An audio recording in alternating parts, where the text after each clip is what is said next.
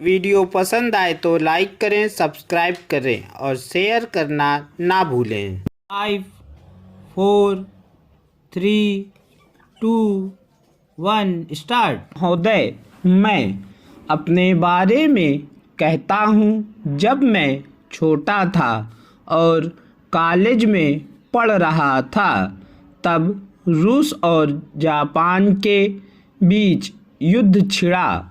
उस समय समाचार पत्रों में जापान के संबंध में बहुत सी बातें छपा करती थी। उनमें एक बात यह भी थी कि जापान में सुमरिया जाति के लोगों ने अपने सब अधिकार वहाँ के राजा को दे दिए थे। उसके बाद जापान बड़ी उन्नति कर सका। हम लोग यह पढ़कर आश्चर्य और सराहना करते थे। उससे बढ़कर हमारे यहाँ के लोगों ने स्वराज्य स्थापित होने के बाद 1-2 वर्ष में एक उदाहरण उपस्थित करके दिखाया।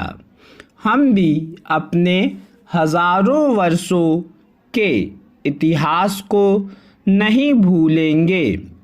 जो रियासतें अलग अलग स्थापित हो गई थीं और एक प्रकार से भारत कई टुकड़ों में बटा हुआ था, ये सब टुकड़े एक हो गए। आज ब्रिटिश भारत और देसी रियासतें मिलकर एक हो गई हैं। उसके बाद हमारे सामने यह प्रश्न आया कि भारत के लोग केवल स्वराज से ही सुखी नहीं हो सकते, उनको किसी न किसी प्रकार सुखी बनाना है।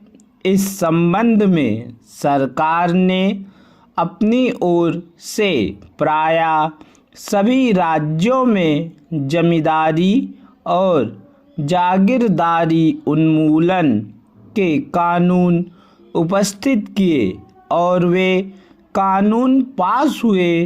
प्रसन्नता की बात तो यह है कि बहुत से स्थानों में कानून उन लोगों की स्वीकृति से तथा उन लोगों की सलाह से पास किए जिनकी जमींदारी और जागीरदारी समाप्त हो जानी थी। यह भी देश प्रेम का उदाहरण है। उन लोगों ने अपनी संपत्ति का त्याग इसलिए किया कि उससे सारे देश को लाभ पहुँचे। वह काम भी लगभग पूरा हो गया और पूरा होता जा रहा है।